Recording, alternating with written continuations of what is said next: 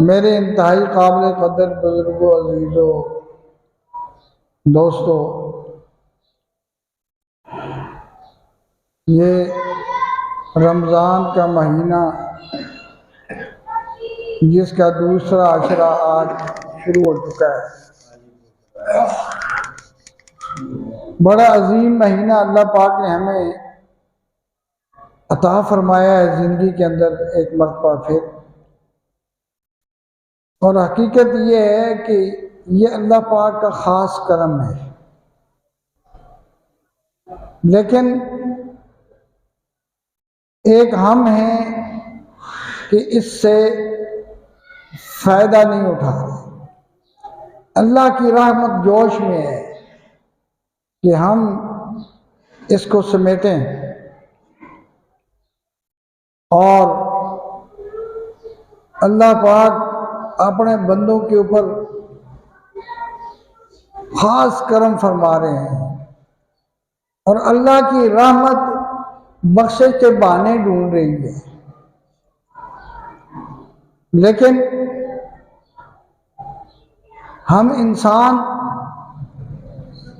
अपनी सुस्ती, कमज़ोरी दिखा रहे हैं कि हम ये रमज़ान के लम्हात को अपने हाथ से ज़ाया कर दें। ये लम्हात जो हैं इनकी कदर महशर के अंदर होगी कि हमने इनको ज़ाया किया, इनसे फ़ायदा नहीं उठाया। हालांकि ये महीना नबी करीम सल्लल्लाहु अलैहि वसल्लम 3 हिस्सों में इसको तकसीम फरमाया कि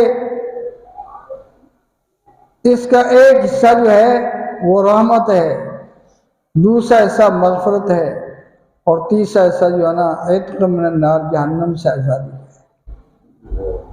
रहमत का हिस्सा पहले 10 दिन गुजर चुके, अब ये मग़फ़िरत का हिस्सा अशरा चल रहा है। मग़फ़िरत का मतलब ये होता है कि बख्श देना,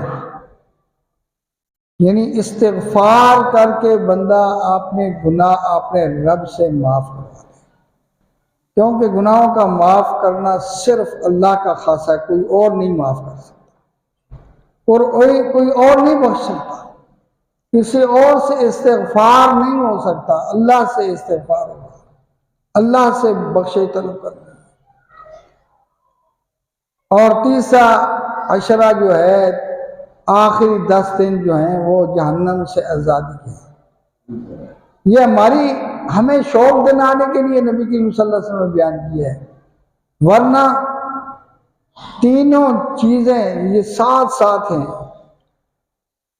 रहमत शुरू से लेकर आखिर तक, मग़फ़िरत शुरू से लेकर आखिर तक और जहन्नम से आज़ादी भी शुरू से लेकर आखिर तक। लेकिन हमें शौक़ दिलाया गया कि चलो ये पहला अशरा है, इसमें रहमत के लिए कोशिश की जाए, अगर नहीं कर सके तो अब दूसरा अशरा शुरू हो गया है, अब इसमें मग़फ़िरत के लिए तो कोशिश करो, आपने गुनाह माफ़ करवाना। और फिर तीसरा अशरा जो है वो शुरू होगा जहन्नम से आज़ादी का, तो ये सर तोड़ कोशिश की जाए कि जहन्नम से आज़ादी हासिल कर दी जाए। और ये गुनाह जो हैं ये छोटे गुनाह भी हैं जो सगीरा कहलाते हैं और बड़े गुनाह भी हैं जो कबीरा कहलाते हैं। बड़े गुनाहों में से शराब का पीना, ज़िना करना, सूद खाना और इसी तरह एक गुनाह इनमें ग़ीबत भी है। तो आज मेरे मारूज़ात, मेरी गुजारिशात का महवर जो है वो ग़ीबत है, और ये ऐसा गुनाह है जिसको गुनाह समझा नहीं जाता, करता हर एक है, हर एक गुनाह करता है, इस गुनाह को हर एक इख्तियार किया होता है। जहाँ 2 बंदे बैठते हैं या 2 ख़वातीन बैठती हैं तो वो ग़ीबत चल पड़ती है और हमें लाशऊरी तौर पर हमें पता तक नहीं होता, लेकिन हम अपने नेकियों को ज़ाया कर रहे होते हैं। है ऐसा गुनाह कि जिसको महसूस नहीं किया जाता, लेकिन है कबीरा गुनाह है, नुकसानात इसके बहुत ज़्यादा है। नबी करीम सल्लल्लाहु अलैहि वसल्लम ने इसके बारे में फरमाया, अल गीबत अशद्दु मिनज़ ज़िना, गीबत जो है ये ज़िना से भी सख्त गुनाह है। सहाबा किराम ने अर्ज़ की, या रसूलल्लाह सल्लल्लाहु अलैहि वसल्लम ये किस तरह? फरमाया कि देखो, ज़िना का ताल्लुक तुम्हारा और अल्लाह के साथ है। अगर किसी वक्त भी नदामत पैदा हो जाए, ज़िना करने वाले को एहसास पैदा हो जाए, नफ्स मलामत करने लगे, तो वो तौबा कर ले तो अल्लाह ताला माफ़ कर देंगे। लेकिन गीबत एक ऐसा गुनाह है कि जिसकी गीबत की अगर उसको पता चल जाए तो आप माफ़ी जब तक नहीं मांगेंगे तो ये माफ़ नहीं होगा। वो है कि ज़िना का ताल्लुक अल्लाह की ज़ात के साथ है, और आप जानते हैं कि अल्लाह ताला अरहमुर राहिमीन है, सबसे ज़्यादा माफ़ करने वाले हैं। हदीस पाक में आता है कि अल्लाह पाक फरमाते हैं, बंदे तू ज़मीन भर के गुनाह लेकर आ और मैं ज़मीन भर के मग़फ़िरत लेकर आऊँगा। तेरे गुनाह जितने भी ज़्यादा होंगे लेकिन मेरी रहमत से बढ़ नहीं सकते। एक और हदीस में आता है, हदीस कुदसी है, अल्लाह पाक फरमाते हैं, रहमती सबकत गज़बी, कि मेरी रहमत जो है मेरे गुस्से पर सबकत कर दी, मेरी रहमत ज़्यादा है। तो इंसान कितने भी गुनाह करके आए लेकिन ताल्लुक़ हुकूकुल्लाह के साथ हो, अल्लाह पाक माफ़ फरमा देंगे। सूरह निसा में अल्लाह ताला फरमाते हैं, इन्नल्लाह ला यग़फ़िरु अन युशरक बिही व यग़फ़िरु मा दून ज़ालिका लिमन यशा। अल्लाह पाक जो गुनाह चाहे माफ़ फरमा दें, लेकिन वमन युशरिक बिल्लाहि फ़क़द इफ़्तरा इस्मन अज़ीमा। दूसरी जगह आता है, फ़क़द ज़ल्ल ज़लालन बईदा, कि जिस शख्स ने शिरक किया उसने बहुत बड़ा गुनाह किया, बहुत दूर की गुमराही में वो जाकर पड़ गया। तो शिरक एक ऐसा गुनाह है कि अगर इंसान बगैर तौबा के दुनिया से चला गया तो वो गुनाह अल्लाह पाक कभी नहीं माफ़ करेगा। अल्लाह की ज़ात और सिफ़ात में किसी को शरीक करना ये अल्लाह को क़तअन पसंद नहीं है, और यही शिरक है।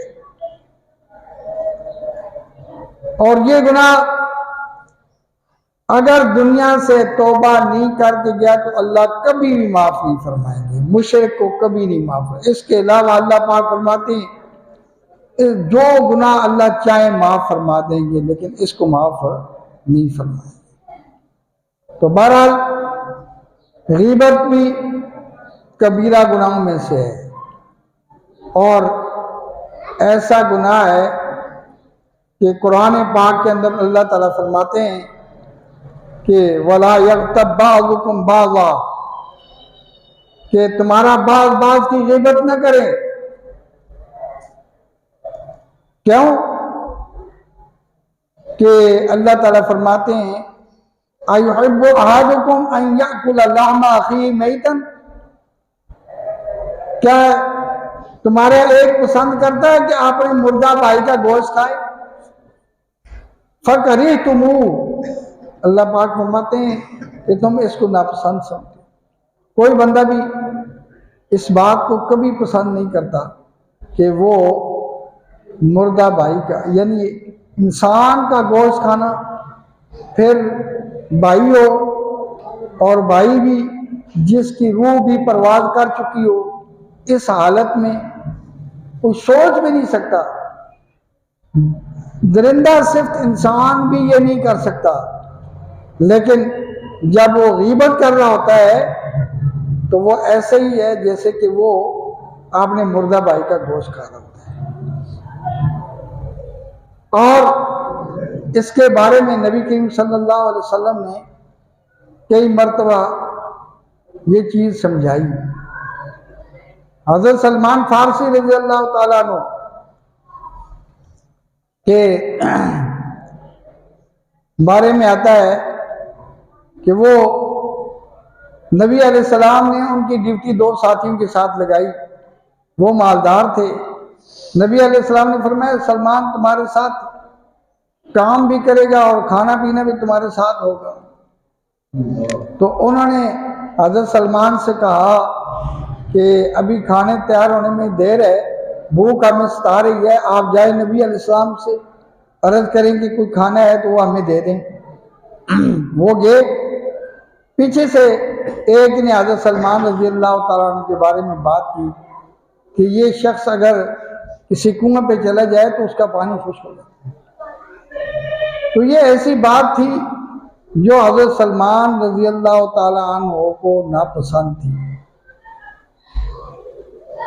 जब उन्होंने जाकर नबी अलैहिस्सलाम से अर्ज़ की या रसूलल्लाह सल्लल्लाहु अलैहि वसल्लम मेरे साथी कह रहे हैं खाना चाहिए, अभी हमारे खाने में पकने में देर है, भूख। तो फरमाया उन्होंने तो खाना खा लिया,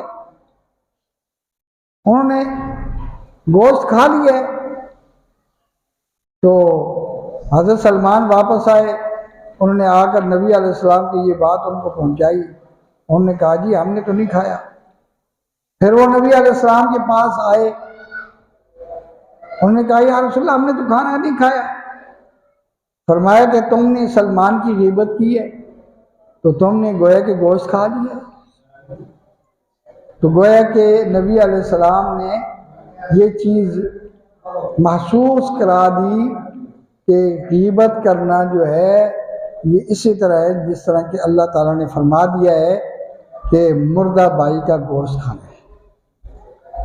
और ग़ीबत है क्या? ग़ीबत की तारीफ होनी चाहिए। नबी अलैहिस्सलाम ने सहाबा किराम से फरमाया अतदरूना मल ग़ीबा, क्या जानते हो ग़ीबत है क्या? तो सहाबा किराम बहुत सारी चीज़ें जानते हुए भी वो अर्ज़ ये करते थे अल्लाह व रसूलुहु आलम, कि अल्लाह और उसके रसूल खूब जानते हैं। क्योंकि उनको पता होता कि भाई हमें बेशक पता है लेकिन अल्लाह के रसूल से हमें कोई नई बात मिल सकती है। और सहाबा किराम से बड़ा बाअदब कौन हो सकता है? क्योंकि नबी अलैहिस्सलाम ने खुद उनकी तरबियत फरमाई। तो आपकी तरबियत से उनके अंदर जो अदब था उसकी मिसाल कहीं और नहीं मिल सकती। तो इसलिए जब भी रसूलुल्लाह सल्लल्लाहु अलैहि वसल्लम से कोई दरियाफ़त करते तो वो अर्ज़ करते अल्लाह व रसूलुहु आलम। तो इस मरतबा भी उन्होंने यही कहा। तो नबी अलैहिस्सलाम ने फरमाया ज़िक्र का अखा का बिमा यकरहु,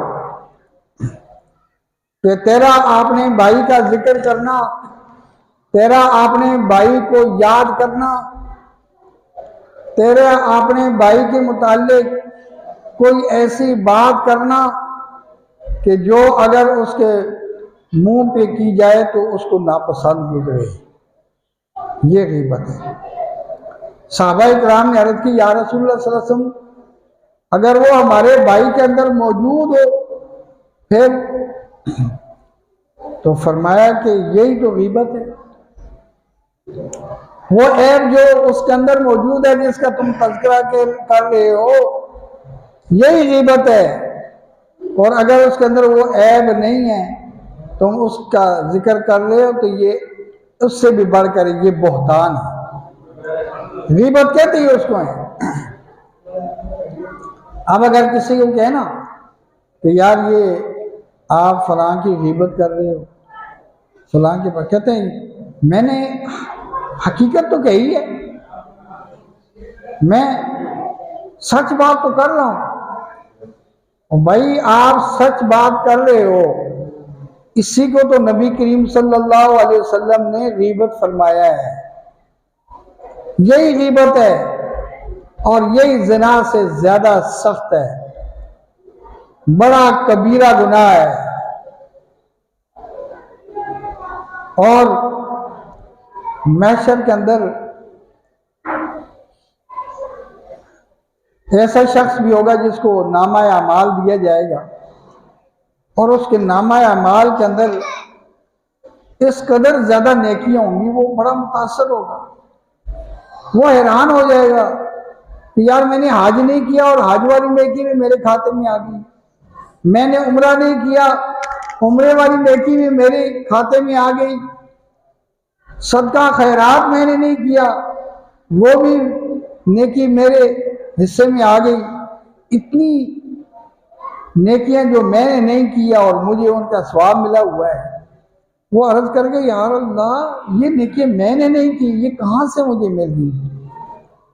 तो अल्लाह ताला की तरफ से जवाब आएगा कि जो लोग तेरी ग़ीबतें करते रहे हैं ना, उनकी नेकियां तुझे मिल गई हैं, उनकी नेकियां तुझे मिल गई हैं।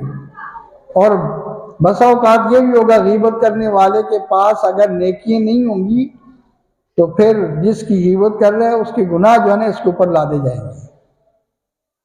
तो अब हम खुद सोच लें कि हम इस चीज़ के मुतहम्मिल हो सकते हैं कि हमारी नेकियां दूसरे को मिल जाएं। हमारे पास पहले तो नेकियां होती नहीं, अगर कोई बन जाए तो वो हम जो है ना अपने सारे दिन की नेकियां जो हैं वो किसी दूसरे को दे बैठे, तो ये घाटे का सौदा नहीं है। सारा दिन भूखे आप रहे हैं, प्यासे आप रहे हैं,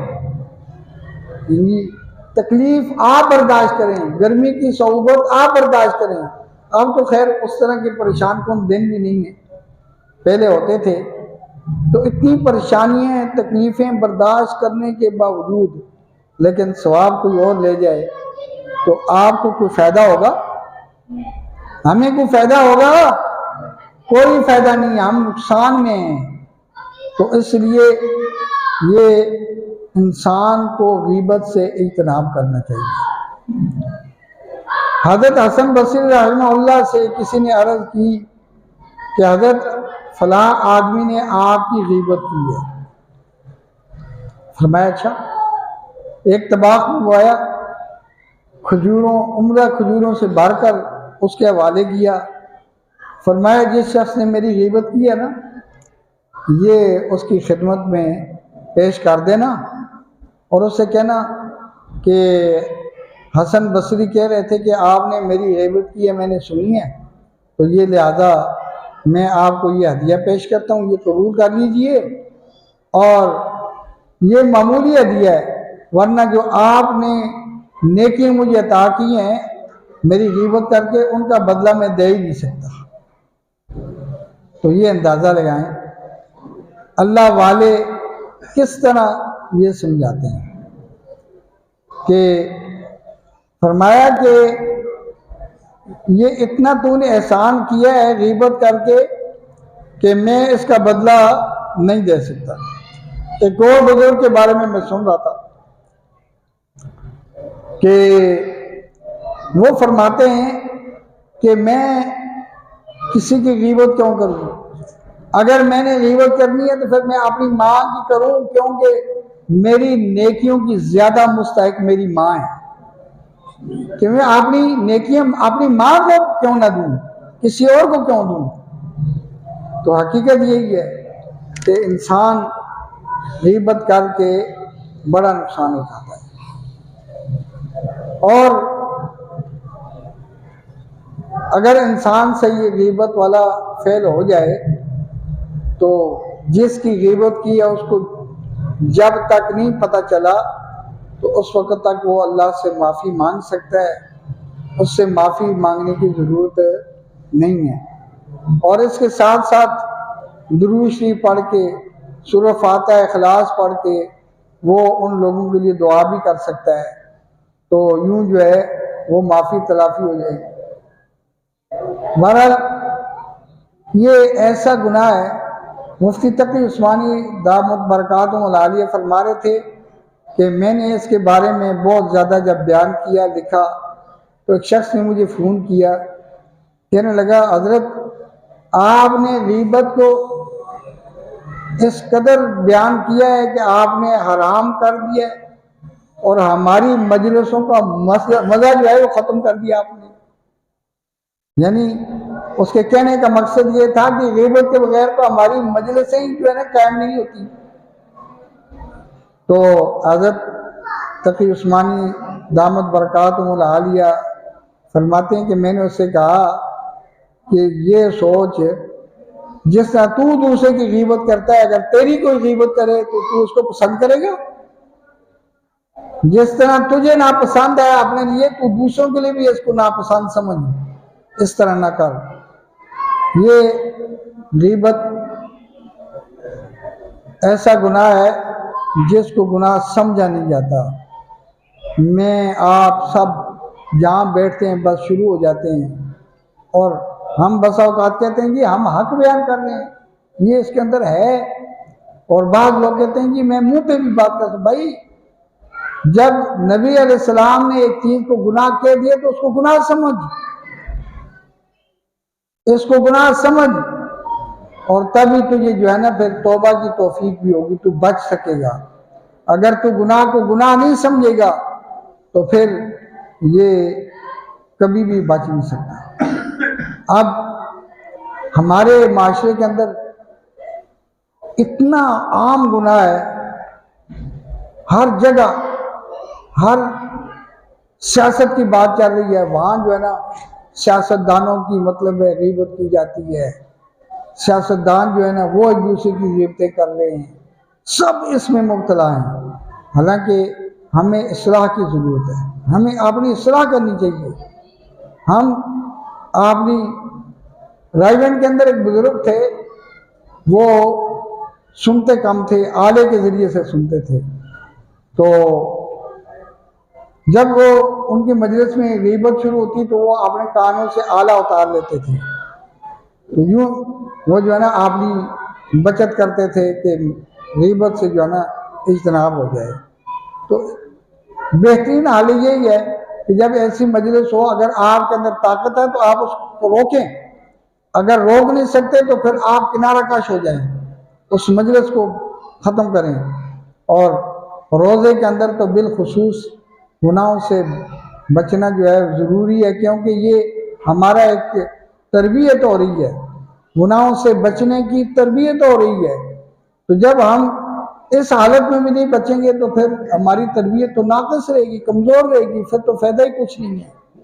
तो इसलिए आप और मैं, क्या हम ग़ीबत से बचने की कोशिश करेंगे कि नहीं? हाँ जी, इस गुनाह से हमें बचना चाहिए कि नहीं चाहिए? चाहिए ना। तो इससे जितना भी एतराज़ हो सके उससे बचना चाहिए। और ये हम इंशाअल्लाह कोशिश करेंगे, अपनी भी इस्लाह करेंगे और अपने दोस्तों, अपने घर वालों की सब की इस्लाह करेंगे। तो फिर जो है ना, क्योंकि कुरान पाक में अल्लाह ताला फरमाते हैं या अय्युहल्लज़ीना आमनू क़ू अनफुसकुम व अहलीकुम नारा, ए ईमान वालो, आपने आप को और अपने घर वालों को दोज़ख की आग से बचाओ।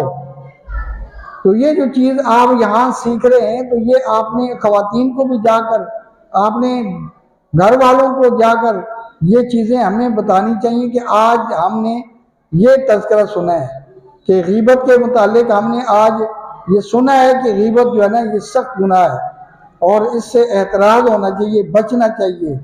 तो ये ग़ीबत की पूरी तारीफ़ करें कि ग़ीबत किसको कहते हैं, कि किसी शख्स के ऐसे गुनाह को जिक्र करना जो उसके अंदर मौजूद है, और ऐसा गुनाह जिक्र करना जो उसके अंदर मौजूद ही नहीं है तो वो तो बहतान है।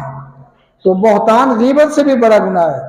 तो अल्लाह ताला से दुआ है कि अल्लाह ताला हमें ग़ीबत, बहतान, बड़े बड़े कबीरा तमाम गुनाहों से बल्कि सगीरा से भी बचने की तौफीक अता फरमाए। व आखिरु दावाना अनिल हम्दुलिल्लाहि रब्बिल आलमीन।